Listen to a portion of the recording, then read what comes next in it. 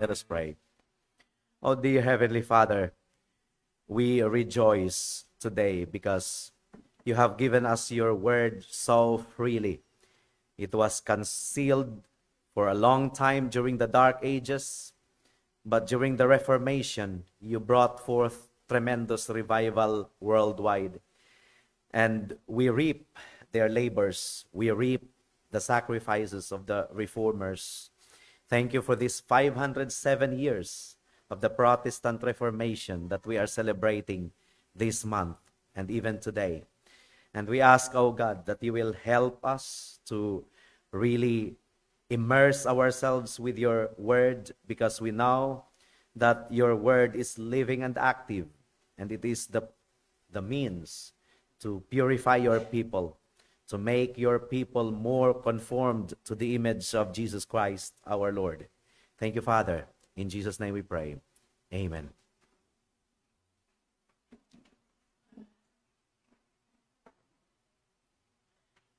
Nandito na po tayo ngayon sa paragraph 4 ng chapter 1 ng ating Confession of Faith. And para sa ating mga bisita, ang Confession of Faith po natin ay isang systematic na presentation ng katuruan ng Biblia. So hindi po ito scripture ha. This is just a book, a systematic presentation of the teaching of the scriptures na pinanghahawakan natin bilang isang iglesia, and nararapat lamang po na atin po itong balikan every now and then. Dahil marami pong mga bago sa church, marami pong mga inquirers, and this is where we stand as a church. And there are 30 plus chapters of our Confession of Faith, and it has stood the test of time since the 1600s, and particularly 1689. Nandito na po tayo sa chapter 1, paragraph 4 and 5 regarding the authority of the scriptures.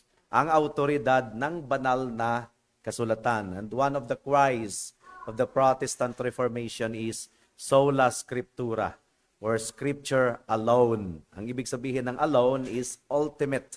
The scripture is the ultimate authority. Ang mga magulang mayroong autoridad. Even government, civil government ay meron pong autoridad. Pero kung mag-clash ang autoridad ng magulang or ng government sa autoridad ng salita ng Diyos, the authority of the Word of God must prevail.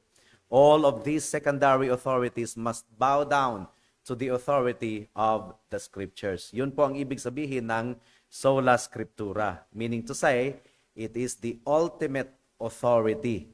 Hindi pong literal na alone. Nag-iisa nga lang ang scripture na merong absolute and ultimate authority. But there are other secondary authorities, like the authorities of our parents and the authorities of our bosses.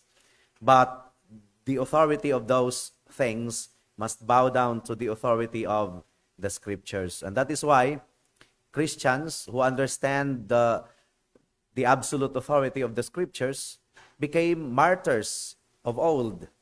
Talagang mas pinili nilang magdusa ng persecution kaysa hindi magpasaakop sa autoridad ng salita ng Diyos. Yun po yung sola scriptura. Kung sa acid pa, ang fluoroantinomic acid, yun yung pinaka-strongest acid sa buong mundo. Yung ibang acid, hydrochloric acid, na ginagamit natin sa ating mga kusina, matapang din yan. Pero hindi pa yan ang pinakamatapang. Meron din yang tapang. So, meron din yang autoridad. Pero yung fluoroantinomic acid, yun yung pinakamatapang na kahit bakal ay natutunaw dyan.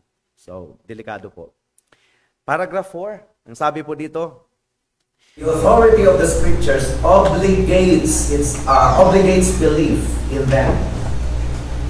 Okay? Ang Old English na lang ang aking babasahin. The authority of the Holy Scripture for which it ought to be believed, so it obligates belief, depends not upon the testimony of any man or culture, but wholly upon God, who is truth itself, the author thereof. Therefore, it is to be received because it is the Word of God. Diretso po tayo sa paragraph 5, kasi dalawang paragraphs po ang ating tatalakayin ngayon. Nasabi po ng paragraph 5, We may be moved and induced by the testimony of the Church of God to a high and reverent esteem of the Holy Scriptures and the heavenliness of the matter, the efficacy of the doctrine and the majesty of the style, the consent of all the parts, the scope of the whole, which is to give all glory to God, the full discovery it makes of the only way of man's salvation, many other incomparable excellencies, and entire perfections thereof, are arguments whereby it does abundantly evidence itself to be the Word of God. Yet notwithstanding our full persuasion and assurance of the infallible truth and divine authority thereof is from the inward work of the Holy Spirit bearing witness by and with the Word in our hearts. Medyo malalim ang English. Simplihan po natin. Naka-flash pa rin ang paragraph 5 and this is the simplified English. The testimony of the Church of God may stir and persuade us to adopt a high and reverent respect for the Holy Scriptures. Moreover, the heavenliness of the contents, the power of the system of truth, the majesty of the style, the harmony of all parts, the central focus on giving all glory to God, the full revelation of the only way of salvation, and many other incomparable qualities and complete perfections all provide abundant evidence that the Scriptures are the Word of God. Even so, our full persuasion and assurance of the infallible truth and divine authority of the Scriptures comes from the internal work of the Holy Spirit, bearing witness by and with the Word in our hearts. Itong dalawang paragraphs na ating binasa ay napaka-critical and very important sa dalawang rason. Una, dahil po sa historical background po nito. Ang Roman Catholic Institution ay nagtuturo na ang autoridad ng Bible ay nakadepende sa patutuo ng church. Diba? Ang autoridad daw ng Bible ay nakadepende sa patutuo ng church. Ibig sabihin, the Bible is authoritative because the church says so. Kung hindi sinasabi ng Roman Catholic Institution na authoritative ang scriptures, walang authority ito. So ang authority ng scripture daw ay nakadepende sa declaration ng Rome. Kaya, dineclare nila yung apocryphal books, yung apocrypha, dineclare nila na authoritative, and therefore it is authoritative because the church says so. Mali. Ang tunay na ginto, itabi mo sa putik na pinatigas, yung tunay na ginto, hindi po siya naging tunay na ginto dahil ako na platero ay nagdi-declare na ginto yan. It's not because of me that that gold becomes true gold. Nakuha po natin? It's not because of me that that gold becomes true gold. I, as a goldsmith, simply recognize. I do not declare. I just recognize that that is true gold. But then, pwedeng magkamali ang platero kasi meron po akong kilala na nakapulot po siya ng relo na magandang tingnan gold. Sinubukan niyang isangla sa pawn shop, tinanggap. Ano daw, 800 ang sangla. Nalitan siya. Pumunta siya sa kabilang pawn shop, baka tataas yung value. Sabi ng kabilang pawn shop, peke man ito ma'am, hindi man ito totoo. So, sabi niya, babalik na lang ako doon kasi dineclare na totoong relo ito, totoong gold. So, sinangla niya. Binusisi ulit, ay, peke pala ito. So, pwedeng magkamali ang goldsmith or ang platero. Di ba? Pwedeng magkamali. At ang Roman Catholic Institution, dineclare nila ang Apocrypha as scriptures authoritative. Pero alam po natin na hindi yun tunay na scripture. Tinalakay po natin ito last Sunday. Putik lang po yun na pinatigas na for some reasons ay parang scripture pero hindi po scripture. So, the gold does not become gold because of the pronouncement of the goldsmith. The gold is gold because it is indeed gold.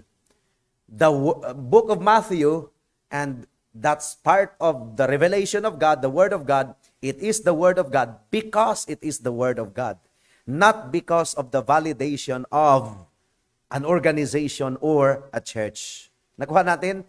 Diamonds are diamonds not because somebody tells us that it is diamond, but because it is diamond. So, napaka-critical po yan during the Reformation. And we are now celebrating the 507th year of the Protestant Reformation. Okay, so sana po ay nakuha po natin. Pangalawa, bakit mahalaga ang paragraphs 4 and 5? Dahil kailangan po nating maunawaan kung bakit ang Biblia ay merong ultimate authority of our lives. Binanggit ko na po ito kanina. Sola Scriptura means ultimate authority. Nag-iisang ultimate authority, and all other authorities must bow down to the Scriptures.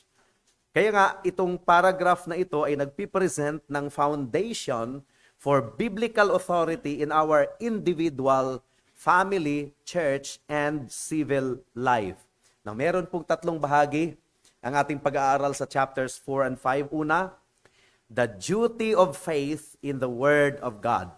Yun yung nakasaad sa paragraph 4. Meron tayong katungkulan na paniwalaan niyan bilang salita ng Diyos. Anyway, maraming hindi naniniwala na tunay na ginto yan. Pero whether naniniwala siya na tunay na ginto yan o hindi, tunay pa rin yan na ginto. Yun po ang concept niyan eh. Whether you believe that this is true gold or not, the truth remains the same, that this is gold. Diba? If you don't believe, to your disadvantage. Yun nga lang, ang salita ng Diyos, kung hindi mo paniwalaan na salita ito ng Diyos, whether maniwala ka o hindi, nananatiling salita ito ng Diyos. Kung hindi ka maniwala, ikaw ang hahatulan. So, hindi katulad sa gold na kung hindi ako maniwala na gold yan, wala namang wawala sa akin. Wala nga lang akong gold. Pero pagdating sa Word of God, kung hindi mo ito paniwalaan na salita ito ng Diyos, it will be to the damnation of your soul. Yan po ang pagkakaiba. Pangalawang bahagi, the pieces of evidence that the Bible is the Word of God. May mga pieces of evidence na binanggit ang paragraph 5. And pangatlo, the full persuasion of assurance. Paano tayo na persuaded fully that it is really the Word of God? It's not by the pieces of evidence, but by the internal witness of the Holy Spirit.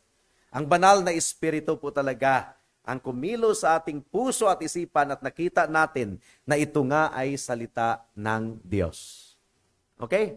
So dumako po tayo sa unang punto. The duty of faith in the Word of God. Ang sabi po ng paragraph 4, the authority of the Holy Scriptures obligates belief in them.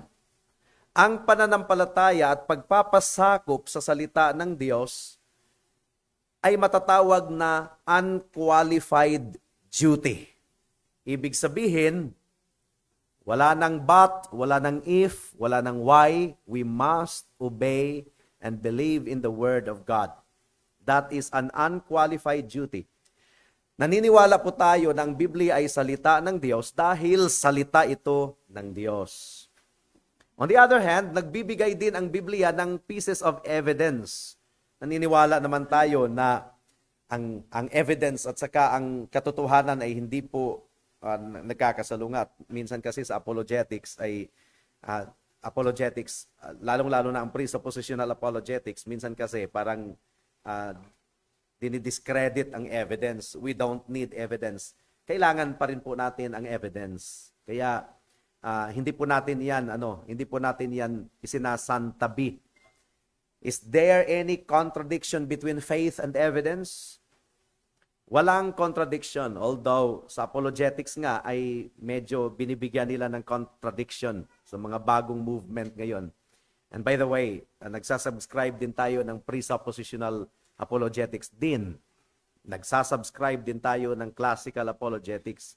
Now, we maintain na ang ating confession ay nagbibigay din ng beautiful balance between faith and evidence. Naniniwala tayo that the Bible is the Word of God because it is the Word of God. Naniniwala tayo na ang Biblia ay deklarasyon ng kalooban ng Diyos at nagpapahayag ng pakikitungo ng Diyos sa lahat ng mga tao dito sa mundo. But the question is, how did we come to believe that the Bible is the Word of God? Dahil hindi naman po lahat naniniwala. Hindi lahat po nagtitremble before the Word of God. Hindi po lahat ay nanginginig sa salita ng Diyos. Ang sabi po ng Isaiah chapter 66 verse 2. Please turn there. Isaiah chapter 66 verse 2. Ang sabi po dito, sapagkat lahat ng mga bagay na ito ay nilikha ng aking kamay, kaya't nangyari ang lahat ng mga bagay na ito, sabi ng Panginoon. Ngunit ito ang taong aking titingnan. So ito daw ang tao na may regard ang Diyos. Siya na mapagpakumbaba at may nagsisising diwa at nanginginig sa aking salita. So nalulugod ang Diyos sa tao na nanginginig sa kaniyang salita. Ibig sabihin, nagre-revere sa kanyang salita. Ang implication po nito, merong hindi nanginginig sa salita ng Diyos. Marami pa nga mas marami. Merong hindi nagpapasakop sa salita ng Diyos. Now, ang teksto na binagit ng ating Confession of Faith ay 2 Thessalonians chapter 2 verse 13. Ito po ang nangyari sa mga taga-Thessalonica. 2 Thessalonians 2:13. Ngunit kami ay dapat laging magpasalamat sa Diyos dahil sa inyo. Bakit kaya thankful si Pablo para sa mga Corinthians? Mga kapatid na minamahal ng Panginoon, sapagkat hinirang kayo ng Diyos. Ano ang English ng hinirang kayo ng Diyos? You were chosen by God. Theological technical term, you were elect by God. Okay? May mga allergic sa doctrine of election, unconditional election. Topic po natin yan kahapon. Sino ba nga yung nag-lecture kahapon? Si Brother Tony. Sapagkat kayo'y pinili ng Diyos. Okay? Hinirang ng Diyos bilang unang bunga sa kaligtasan sa pamamagitan ng pagpapabanal ng Espiritu. So, papaano natin nalaman na sila ipinili ng Diyos? Dahil tumugon sila sa tinig ng Espiritu, pagpapabanal ng Espiritu at pananampalataya sa katotohanan. Paano natin malaman ang isang tao ay pinili ng Diyos?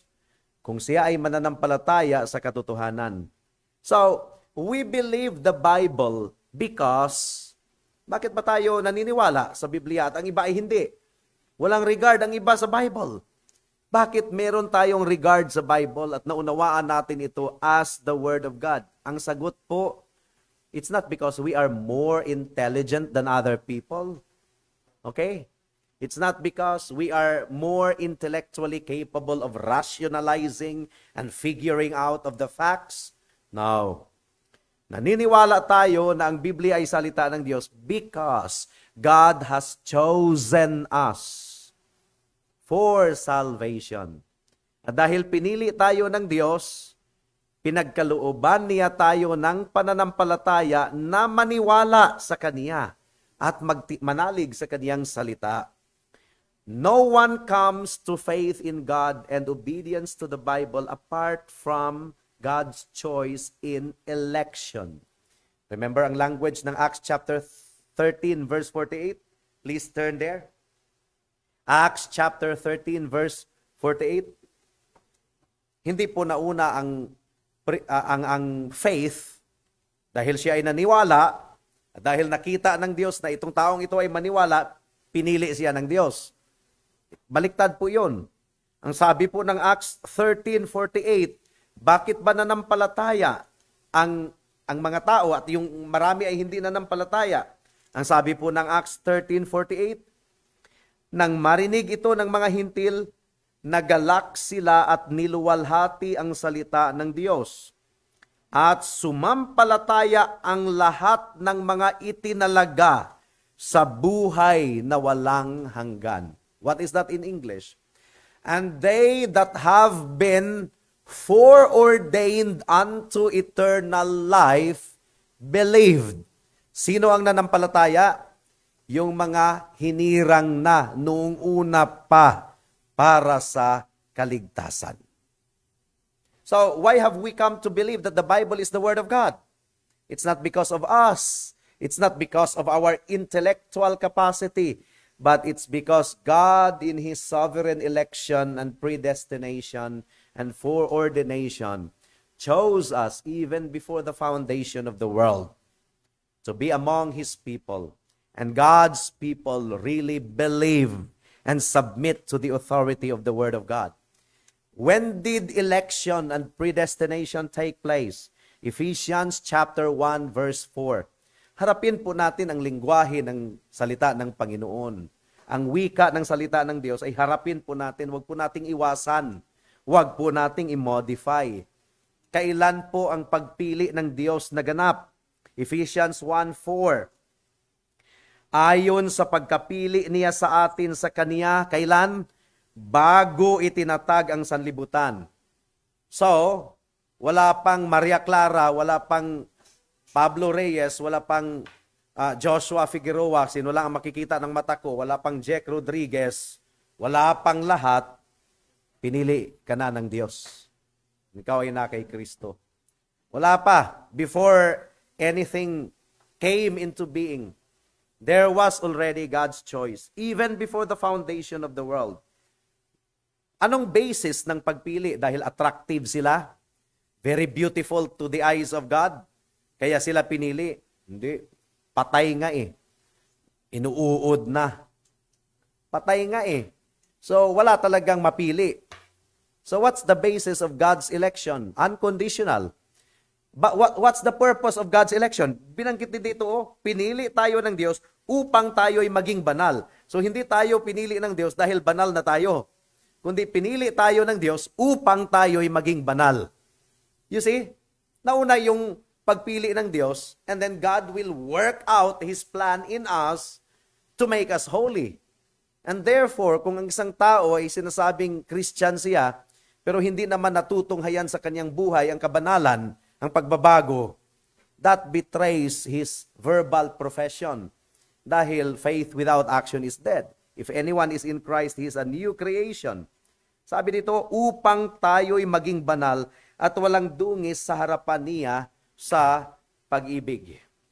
So, that was why the Thessalonians believed the Bible because of God's sovereign choice or sovereign election. Just because men do not believe the Bible, or just because men think that the Bible is full of myths, kathang-isip lang daw, legend, opinion of men, and liberal people nowadays call the Bible as propaganda. Propaganda daw yan ng bayan ng Israel in order to control the world. So meaning to say, yung different authors na more than 2,000 years ang pagitan, propaganda silang lahat, umupo yung different authors na yun. Meron talagang aktivista na ganyan ang isip. Ang mga authors daw ng Bible ay nag-meeting, nag-conference, nagpapanukala kung paano i-control ang whole world. Galit sila sa Israel eh. Kaya nila ginawa ang Bible and the whole world ay nadaya daw sa propaganda. Ano propaganda? Itong mga author ng Biblia ay iba-ibang henerasyon ang pagitan nito. Hindi po sila nag-sit down at nag-meeting. That is a very ignorant assertion. Yan ang tunay na propaganda. Yan ang propaganda. Ang propaganda kasi walang katuturan yan. So just because the men do not believe the Bible or nag-iisip na naglalaman ito ng mga legend, alamat, opinions of men, it does not subtract or distract anything from the authority of the Word of God. Di ba? You do not believe in the Word of God?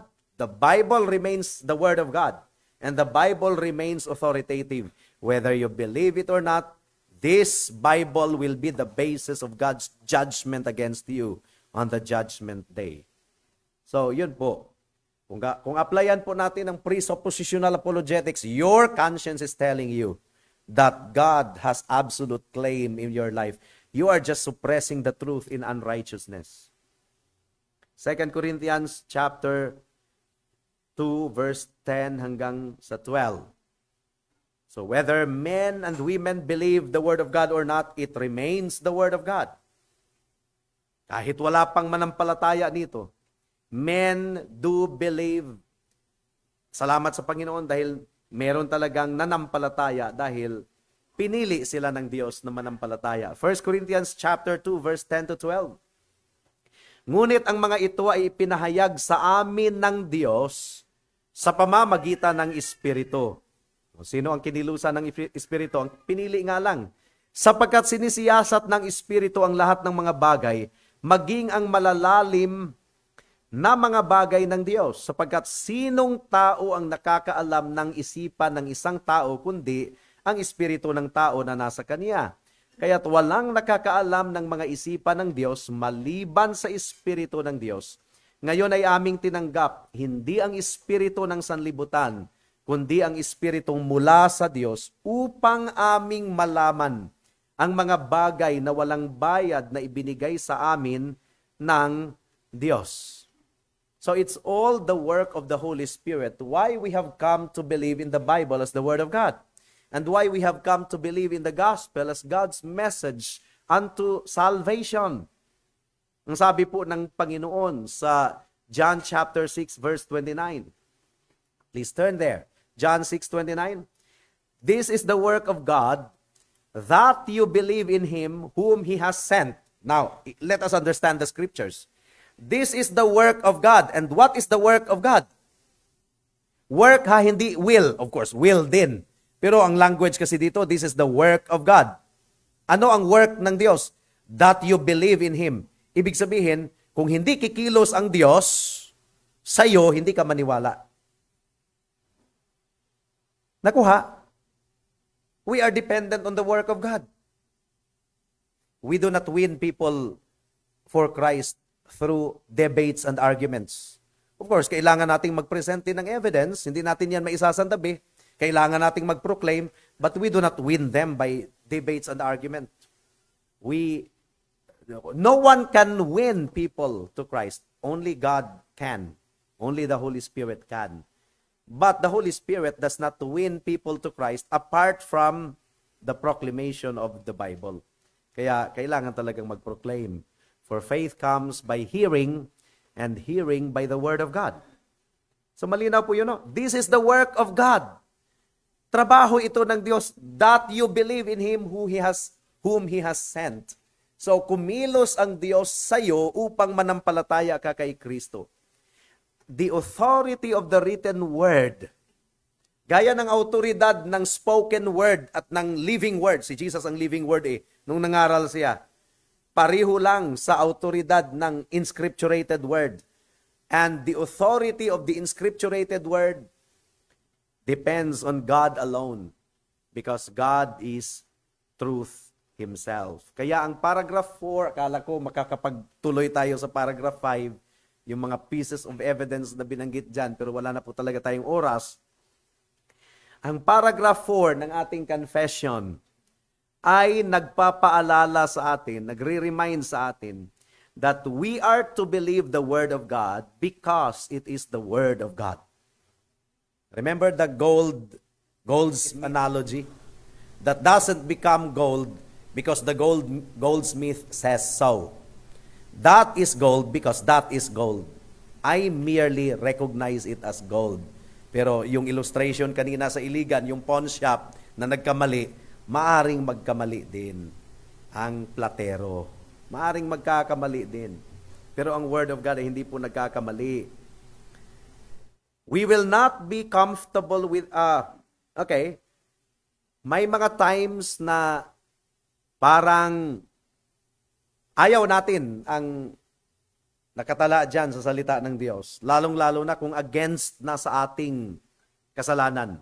May mga times, or kung merong shady area, or merong na ayaw nating makonvict. Naalala ko tuloy si Brother Gino, nandyan sa harap na hindi magdi-devotion kasi ayaw pa niyang ma-reconcile kaagad. May mga time talaga na ayaw nating makonvict, kaya hindi natin, ayaw natin ang language ng salita ng Diyos. May mga times that we will not like the Word of God. Hindi tayo comfortable in reading it, or hindi tayo comfortable when it is preached. There are times, but we must believe the Bible as the Word of God, and we must submit to the authority of the Word of God. 1 Thessalonians 2:13. Dito tayo magwawakas kasi wala na po talaga tayong oras. 1 Thessalonians chapter 2 verse 13. Ang sabi po dito, at kami ay patuloy na nagpapasalamat sa Diyos na nang inyong tanggapin ang salita ng Diyos na inyong narinig sa amin, ay inyong tinanggap iyon hindi bilang salita ng mga tao, kundi ayon sa katotohanan ay bilang salita ng Diyos na gumagawa naman sa inyo na sumasampalataya. So ang Diyos ang gumagawa sa kanila na sumasampalataya. Why have we come to believe? Sinagot yan ng Acts 13:48. And they that were foreordained unto eternal life believed. This is the work of God, that you believe. Yes, it's the will of God that you should believe, but very specific kasi ang sinasabi ng ating Panginoon this is the work of God that you believe. Have you come to believe in the Bible as the Word of God? And have you come to believe in Jesus Christ as your Lord and Savior? Praise God. Thanks God. You have to thank God because if God did not work in you, you couldn't have believed in the first place. Kaya ka nanampalataya dahil kumilos ang banal na Espiritu sa iyo. Pero hindi po tayo yung titong let go and let God. Wala nang gagawin ang church, hindi na hahayo, hindi na mag-Bible study, hindi na mag-proclaim. Anong mahihintay natin? Faith comes by hearing, and hearing by the word of God. Therefore, the church must proclaim the authoritative word of God. Lahat ng mga tumatayo sa pulpitong ito Sunday after Sunday, may autoridad, hindi sarili, kundi ang salita ng Diyos ay may autoridad. At ito po yung confrontation natin sa mga hindi mananampalataya na hanggang ngayon ay humahamak sa salita ng Diyos at hindi tinatanggap ang salita ng Diyos. Whether you reject the Bible or not, it remains the Word of God and it will be used as a basis to judge against you on the judgment day. Therefore, my dear friend, consider your position while there is still time. Baka bukas ay huli ng lahat. Meron tayong isang question or two, one question or two bago tayo mag-end sa ating Sunday school. Dennis, microphone muna. Microphone muna para marinig ng nagsumusubaybay sa online.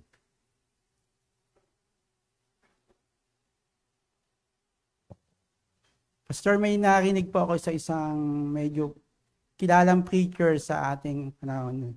Sabi niya po sa kanyang pronouncement is, ang salita daw ng Panginoong Hesus ay perfect. Pero, ang salita ng Diyos is may pagkakamali. So, ang dating po ba is, ano po ba yung magiging stand natin doon? Saka, matatawag po ba na heretics yung tao na yon? Yes. Yes. Walang pag-aalinlangan. Heretic yung taong iyon na binibigyang distinction ang Word of Christ at saka Word of God. Hindi naman salungat ang salita ni Kristo at salita ng Ama at salita ng banal na Espiritu. We believe in the Trinity. There's one God in three persons. So, heretic yun.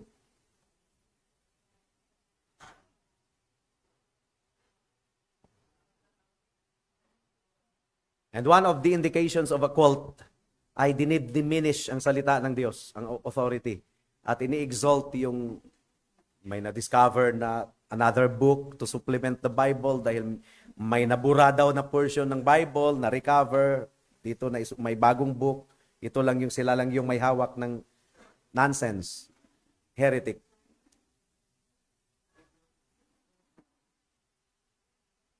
The God who has given us His Word has the power to preserve it kahit ilang libong taon pa ang lilipas. Heaven and earth will pass away, but my words will never pass away. Okay, pangalawang question bago tayo mag-end sa ating Sunday School. Jeff? Sige, Pastor, supplement lang doon sa sinabi ni Kuya Dennis. Nasa paragraph 1 ng chapter 1 na discuss ni Pastor, yung ipagiging infallible and inerrant ng word. So, to deny that, labas ka talaga ng orthodoxy. Mm-hmm. So, meron pong question dito. Ito po, from... Wait lang. Si Brother Beans, nawala pa, pero nag-send po siya ng question. Okay, for paragraph 5 daw po, Pastor, ang question niya about... Wait lang.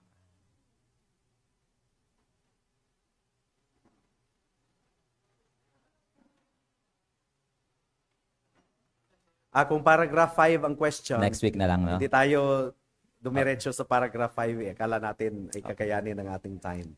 Next week na lang. Oo. May mga language kasi na the Bible is not a science textbook, but when the Bible talks about scientific matters, it is always true. Gaya ng pag-describe ng Book of Job sa water cycle. Talagang na-describe yung water cycle very precisely, yung water vapor, di ba, precipitation, hanggang sa bumalik sa lupa. Very precise yung water cycle.